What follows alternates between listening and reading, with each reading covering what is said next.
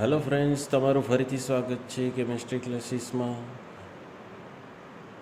આપણું અત્યાર સુધી ધોરણ 12નું રસાયણ વિજ્ઞાન ચાલુ હતું, ચેપ્ટર 5.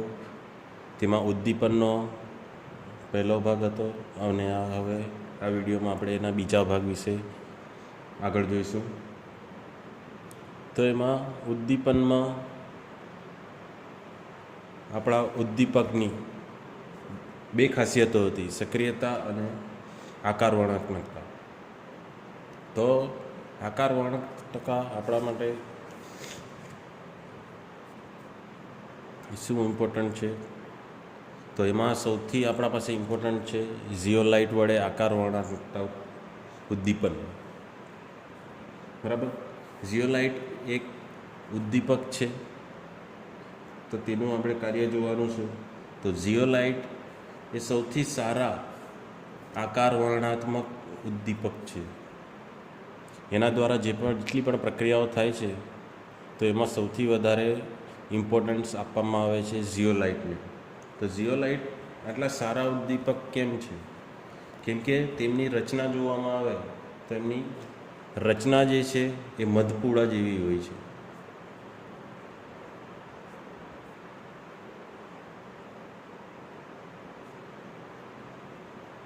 એટલે એમાં ઘણા બધા છિદ્રો આવેલા હશે. તમે મધપૂડો જોયો હશે તો મધપૂડામાં કેવા ઝીણા ઝીણા ઘણા બધા છિદ્રો હોય. તો તેવી જ રીતે ઝિયોલાઇટની રચના પણ કેવી હોય છે? મધપૂડા જેવી. અને તેમાં એલ્યુમિનો સિલિકેટ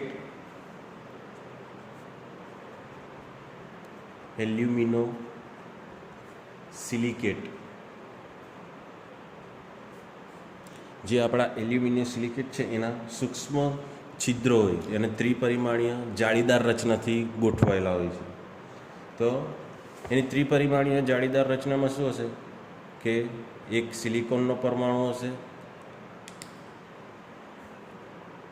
એના પછી મધપૂડામાં કેવું ઝીણા ઝીણા કાણાઓ હોય છે તો તેવો હશે, અને એના પછી તરત ગોઠવાયેલો હશે આપણો એલ્યુમિનિયમ. એટલે એમના પરમાણુઓ વચ્ચે ઘણા બધા નાના નાના છિદ્ર ગોઠવાયેલા છે. બરાબર. એ જ રીતે અહીંયા પાછું બીજું છિદ્ર અને એના પછી પાછું સિલિકોન. એટલે એ રીતે વચ્ચે નાના નાના છિદ્રો આવેલા છે. તો આ ઝિયોલાઇટ મુખ્ય એમાં વસ્તુ કઈ આવેલી છે? એલ્યુમિનો સિલિકેટ. એટલે બેઉ પરમાણુઓ રહેલા છે. તો આ પ્રકારનું એ માળખું બનાવે છે કે સિલિકોન, પછી ઝીણા કાણાઓ, પછી એલ્યુમિનિયમ, પછી પાછું સિલિકોન, એ રીતે ગોઠવાયેલા હોય છે. ને જેટલી પણ પ્રક્રિયકો હોય આપણા ઝિયોલાઇટની પ્રક્રિયા જેના સાથે પણ કરાવવામાં આવે તેમ, તો જેટલા પણ પ્રક્રિયકો છે, બરાબર, અને નિપજો છે જેમાંથી મળતી હોય તે, બરાબર. તો આ પ્રક્રિયકો અને નિપજો આ કોના ઉપર આધાર રાખે? આ એલ્યુમિનિયમ સિલિકેટનું જે આપણા મધપૂડાવાળી રચના છે, તો એના છિદ્રો ઉપર આધાર રાખે છે પ્રક્રિયકો અને નિપજો. બરાબર. તો આ છિદ્રના આકારના હોવા જોઈએ. તો એવા જ પ્રક્રિયકો સાથે આપણો ઝિયોલાઇટ પ્રક્રિયા કરી શકે. એટલે ઝિયોલાઇટ પણ આપણા પાસે ઘણા બધા એક્ઝામ્પલ આવશે. બરાબર. આપણે એનું ખાલી એક માળખું જોયું કે એલ્યુમિનિયમ સિલિકેટનું આ પ્રકારનું માળખું હોય છે. તો બધા જેટલા પણ આપણા પાસે પ્રક્રિયકો હોય છે, તો એમનો આકાર ઉપર અને કદ ઉપર આ છિદ્રો આધાર રાખે છે. બરાબર. જો છિદ્રની આકાર જુદો હોય તો એ પ્રક્રિયા કરી શકતો નથી અને નિપજ પણ મળવાની નથી. એટલે શું હોય છે કે જે પણ આપણા ઝિયોલાઇટના છિદ્રો છે તે પ્રક્રિયકને મેળ ખાતા આવવા જોઈએ, તો જ પ્રક્રિયા થશે. તો આ ઝિયોલાઇટ ઉદ્દીપકનો આપણો સૌથી મોટો યુઝ કયો છે? એક ZSM-5.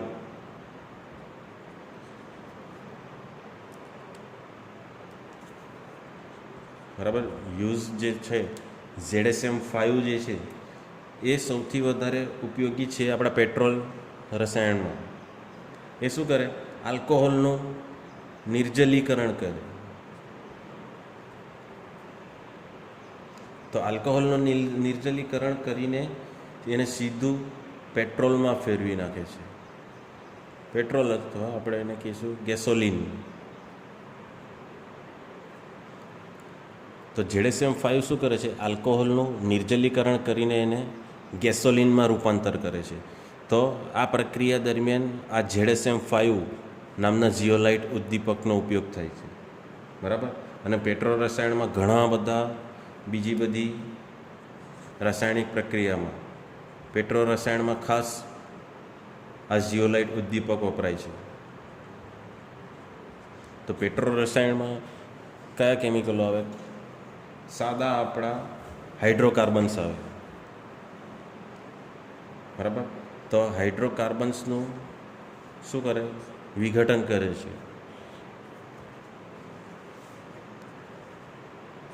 તો હાઇડ્રોકાર્બનનું વિઘટન અને સમઘટકીકરણ.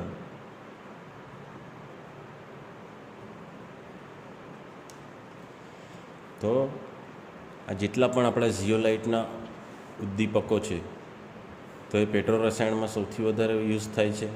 અને સ્પેશિયલ પેટ્રોલના ઉત્પાદનમાં ZSM-5. બરાબર. આ ખાસ એક્ઝામ માટે ઇમ્પોર્ટન્ટ છે, પૂછાય છે કે આલ્કોહોલમાંથી પેટ્રોલ મેળવવા અથવા આલ્કોહોલનું નિર્જલીકરણ કરીને પેટ્રોલ મેળવવા માટે કયો ઉદ્દીપકનો ઉપયોગ થાય છે? તો આપણા પાસે છે ZSM-5. બરાબર. આ બધી વાત હતી આપણા ઉદ્દીપકોની, કે જેટલા પણ ઉદ્દીપકો છે તો એ કઈ રીતે કાર્ય કરે છે, કયા કયા પ્રકારના છે. તો બીજી હજુ એક વસ્તુ છે કે આપણા પાસે આપણા પ્રાણીઓના શરીરમાં કે વનસ્પતિના શરીરમાં ઘણી બધી જૈવ રાસાયણિક પ્રક્રિયાઓ થતી હોય. તો એમાં એક આપણો શબ્દ આવે છે ઉત્સેચક. બરાબર. કે જે આપણી બધી જૈવ રાસાયણિક પ્રક્રિયાઓ પૂરી કરે છે. બરાબર. જેમ કે આપણા પાસે પ્રોટીનના અણુઓ છે, ન્યુક્લિયોસાઇડ છે, ન્યુક્લિયોટાઇડ છે. તો ઉત્સેચક ઉદ્દીપન. તો આપણા પાસે એક ટોપિક છે ઉત્સેચક ઉદ્દીપન. કેમ કે આપણા શરીરમાં અને પ્રાણીઓના શરીરમાં તેમજ વનસ્પતિમાં જેટલી પણ રાસાયણિક પ્રક્રિયાઓ થતી હોય તો એ કોઈકને કોઈક ઉદ્દીપક દ્વારા થતી હોય. બરાબર. તો તેને હવે આપણા સજીવ શરીરમાં છે અને જૈવ રાસાયણિક પ્રક્રિયાઓમાં ભાગ લેતું છે, એટલે એને બીજું નામ શું કહેવામાં આવે છે? જૈવ રાસાયણિક ઉદ્દીપકો. બરાબર. તો એ આપણા શરીરમાં જેટલા પણ આવેલા છે જૈવ રાસાયણિક ઉદ્દીપકો એને જ શું કહેવામાં આવે છે? ઉત્સેચક. અને ઉત્સેચકની ઉદ્દીપન પ્રક્રિયા કઈ રીતે થાય છે તો તે આપણે એમાં જોવાનું છે. ઠીક છે. કે જૈવ રાસાયણિક ઉદ્દીપકો દ્વારા જે પણ આપણા સજીવમાં જેટલી પણ રાસાયણિક પ્રક્રિયાઓ થાય છે તો એ થવામાં જે પણ પ્રક્રિયા થવા માટે મદદરૂપ થાય છે તો તેને આપણે કહીશું જૈવ રાસાયણિક ઉદ્દીપકો. તેને જ આપણે કહીએ છીએ ઉત્સેચકો.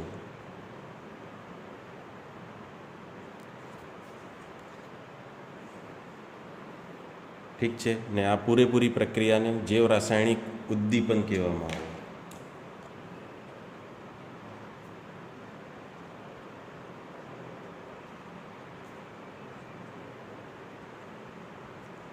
એટલે જેટલી પણ આવી ઉદ્દીપનની પ્રક્રિયા થશે તો એને આપણે કહીશું જૈવ રાસાયણિક ઉદ્દીપન. તો આપણા પાસે સિમ્પલ એક્ઝામ્પલ આપેલા છે. તો પહેલું જ છે ખાંડનું વ્યુત્ક્રમણ.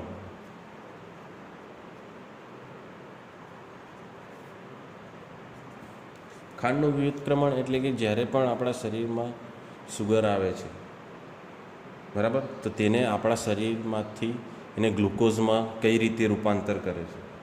તો એનું રાસાયણિક સૂત્ર છે C12H22O11. બરાબર. એને આપણે સાદી ભાષામાં કહીએ છીએ સુક્રોઝ. તો સુક્રોઝનું વિઘટન ઇન્વર્ટેઝ નામના ઉદ્દીપક વડે કરવામાં આવે છે.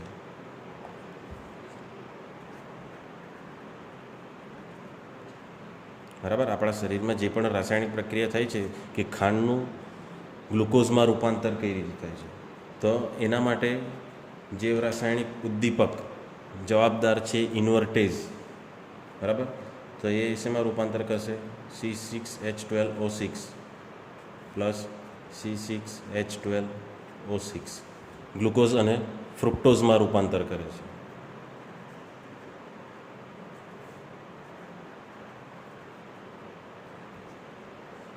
ઠીક છે. તો આ રીતે આપણા શરીરમાં જે પ્રક્રિયા થાય છે,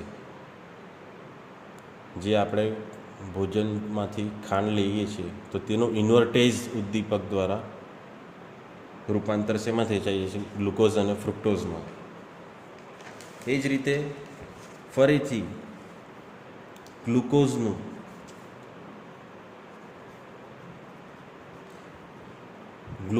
પણ બીજા ઘટકમાં રૂપાંતર કરવામાં આવે, જે છે ઇથાઇલ આલ્કોહોલ. તો એના માટે ઉદ્દીપકની જરૂર છે ઝાયમેઝ.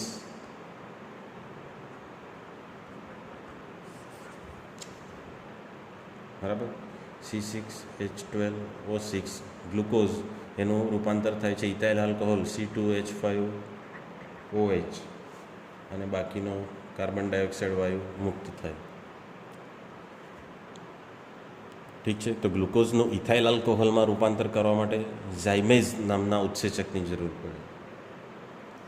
એવી જ રીતે બધી રાસાયણિક પ્રક્રિયાઓ બુકમાંથી જોઈ લેજો. આપણે ખાલી એના ખાસ નામ યાદ રાખવાના છે. તો સ્ટાર્ચનું માલ્ટોઝમાં રૂપાંતર કરવા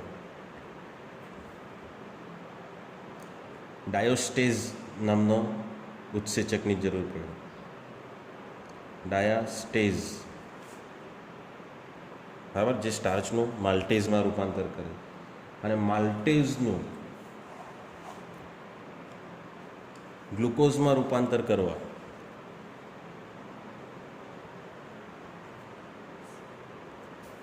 માલ્ટેઝનું રૂપાંતર આપણે કરવાનું છે ગ્લુકોઝમાં.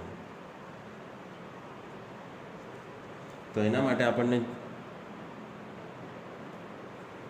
જરૂર પડે છે માલ્ટેઝ. માલ્ટોઝનું ગ્લુકોઝમાં રૂપાંતર કરવા કયું ઉત્સેચક વપરાય? માલ્ટેઝ. એવી જ રીતે યુરિયાનું એમોનિયામાં પરિવર્તન કરવા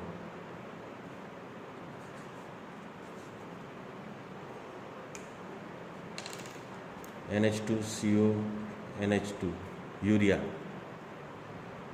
તો યુરિયાનું પરિવર્તન કરવા શેમાં? એમોનિયામાં. એમોનિયા એટલે NH3.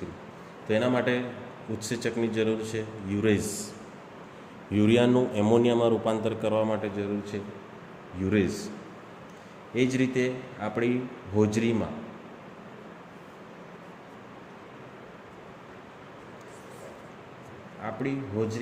પ્રોટીનનું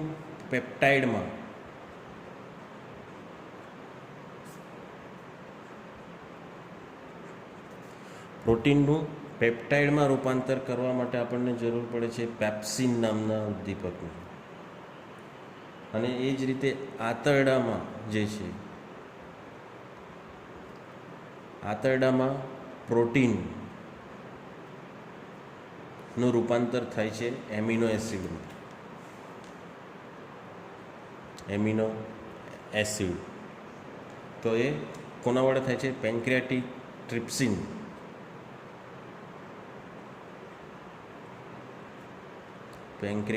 ટ્રિપ્સિન નામનો ઉત્સેચક વપરાય છે. એટલે અહીંયા જો ઉત્સેચક જ બદલાતા આપણને નિપજ પણ બદલાઈ ગઈ છે કે હોજરીમાં જ્યારે પ્રોટીન હોય છે તો પેપ્સિન દ્વારા એ પેપ્ટાઇડમાં ફેરવાય છે, અને આંતરડામાં પ્રોટીન હોય છે તે પેન્ક્રિયાટિક ટ્રિપ્સિન નામના ઉત્સેચકથી એમિનો એસિડમાં રૂપાંતર થાય છે. એવી જ રીતે તમે બધા જ જાણતા હશો, દૂધનું દહીંમાં રૂપાંતર એક બેક્ટેરિયા દ્વારા થતું છે, બરાબર. તો એ બીજું કંઈ નથી, એક પ્રકારનો ઉત્સેચક જ છે દૂધનું દહીંમાં, લેક્ટોબેસિલસ.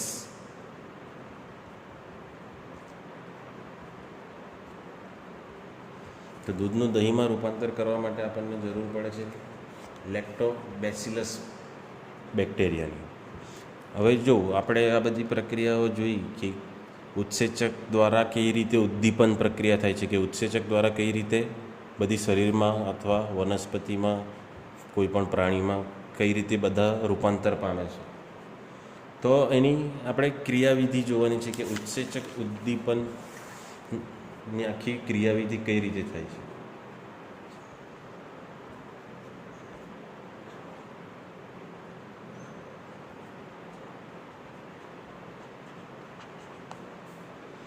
તો હવે આગળ પણ આપણે જોયું કે ઉદ્દીપકની ક્રિયાવિધિ કઈ રીતે થતી હતી. તો હવે વાત છે ઉત્સેચકની.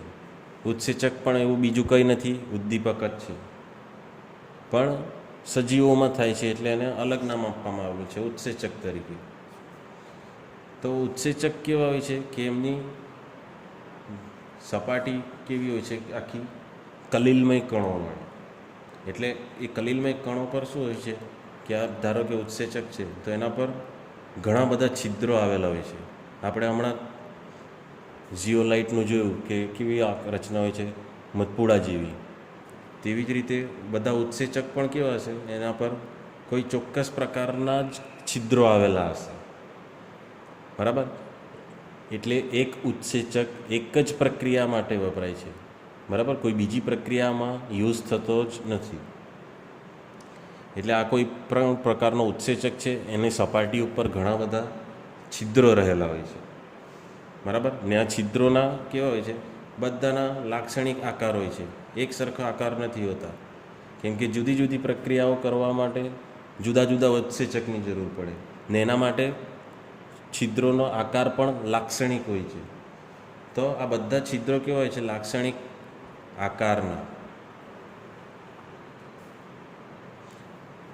અને આ છિદ્રો પાસે અમુક ક્રિયાશીલ સમૂહ જોડાયેલા હોય છે.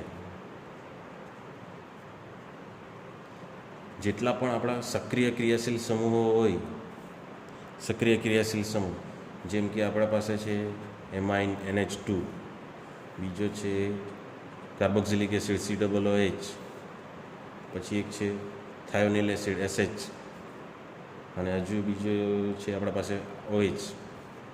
એટલે આ જેટલા પણ આપણા ઉત્સેચકો હોય તો એમના ઉપર ઘણા બધા નાના નાના છિદ્રો આવેલા હશે. બધા છિદ્રોનો આકાર લાક્ષણિક પ્રકારનો હશે, જુદો જુદો હશે. એક ઉત્સેચકનો આકાર અલગ છે તો બીજા ઉત્સેચકનો આકાર અલગ હશે. એમાં ક્રિયાશીલ સક્રિય ક્રિયાશીલ સમૂહ પણ જુદા જુદા જોડાયેલા હશે. એટલે આ ચોક્કસ છિદ્રો હોય છે અને આવા લાક્ષણિક જે પણ હોય છે ક્રિયાશીલ સમૂહ તે જોડાયેલા હોય છે. બરાબર? એટલે એમને ચોક્કસ આકાર હોય તો ચોક્કસ પ્રક્રિયક સાથે જ પ્રક્રિયા કરશે. બરાબર? તો આમાં પ્રક્રિયા કઈ રીતે થાય છે તો જોઈએ, આખી ક્રિયાવિધિ કઈ રીતે થાય છે. ધારો કે આ કોઈક ઉત્સેચક છે, એની ક્રિયાવિધિ આપણને એક લોક એન્ડ કી, તાળા ચાવી જેવી રચના, જેમ કે કોઈ એક ચાવીથી કોઈ એક જ તાળું ખુલે છે. બરાબર? એક ચાવીથી બધા તાળા ખુલતા નથી. તો તેવી જ રીતે કોઈ એક ઉત્સેચક વડે એક જ પ્રક્રિયક સાથે પ્રક્રિયા કરે છે. બરાબર? એક ચાવીથી બધા તાળા ખુલતા નથી, એમના ચોક્કસ આકાર હોય છે. તો એવી જ રીતે આ જો આ આપણો એક ઉત્સેચક છે અને એક એનો પ્રક્રિયાર્થી છે. બરાબર? આ એક ઉત્સેચક છે અને આ એક પ્રક્રિયાર્થી છે. ઉત્સેચકને કહેવામાં આવે એન્ઝાઇમ, એટલે એના માટે આ ઈ વાપર્યો છે, ને પ્રક્રિયાર્થીને કહેવામાં આવે સબસ્ટ્રેટ S. બરાબર? તો સૌથી પહેલાં શું થાય છે કે જો બેવનો કોઈ એક લાક્ષણિક આકાર છે, તાળાકૂંચી જેવું છે, તાળા ચાવી જેવું. બરાબર? તો ઉત્સેચકનો પણ ચોક્કસ આકાર હોય છે અને પ્રક્રિયાર્થીનો પણ ચોક્કસ આકાર હોય છે. તો જ આ છિદ્રોની અંદર આપણો ઉત્સેચક જોડાઈ શકે અને પ્રક્રિયા આગળ થઈ શકે અને એના પછી આપણને નિપજ મળી શકે. તો સૌથી પહેલાં શું થાય છે, આ એક ઉત્સેચક છે, એની આ પ્રક્રિયાર્થી સાથે એ પહેલાં એકબીજા સાથે નજીકમાં આવે છે, બરાબર. એકબીજાની નજીક આવ્યા પછી શું થશે, બંને વચ્ચે બંધન બનશે.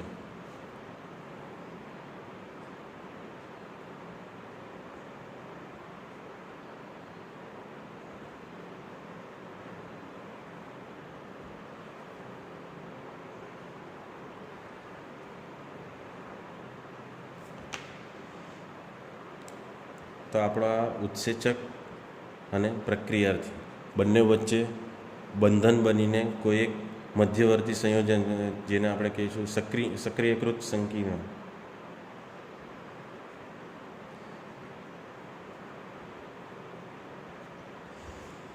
તો આ રીતે બે પ્રક્રિયાકો, એક પ્રક્રિયાર્થી અને એક ઉત્સેચક એકબીજા સાથે સંયોજાઈને શું બનાવશે, સક્રિયકૃત સંકીર્ણ.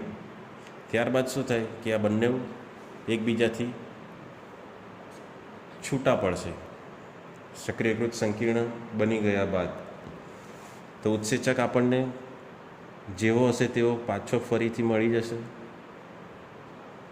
આગળ આપણે ઉદ્દીપકની વાત કરી હતી કે ઉદ્દીપકનું કાર્ય શું છે કે ખાલી પ્રક્રિયકનું નિપજમાં પરિવર્તન કરવામાં સહાય કરે, બરાબર. ને નિપજ આપણે પ્રક્રિયા, આપણો ઉત્સેચક જે છે ઉદ્દીપક, તે આપણને જેવો હતો તેવો પાછો મળી જાય છે.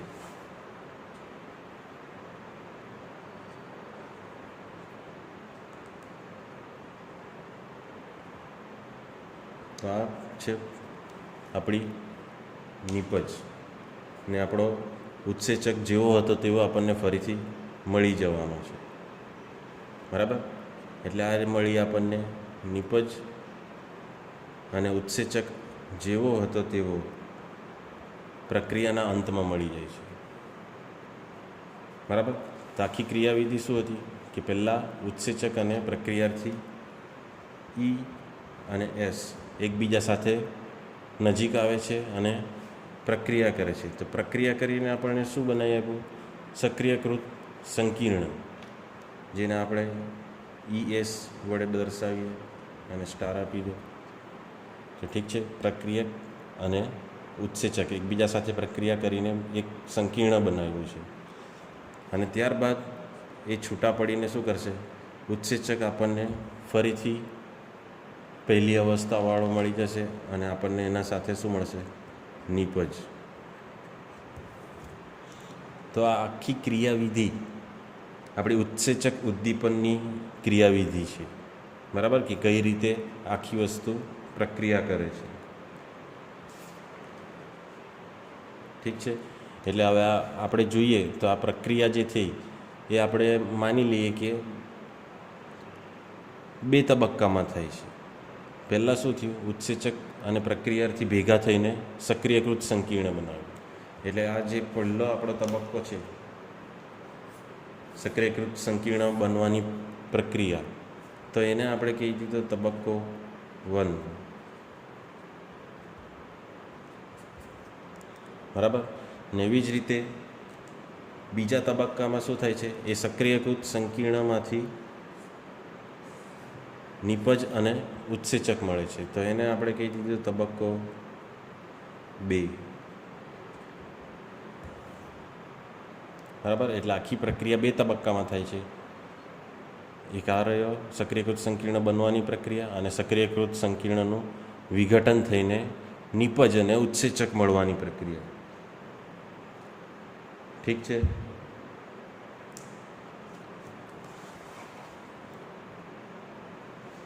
તો આજના વિડીયોમાં બસ આટલું જ. Thank you.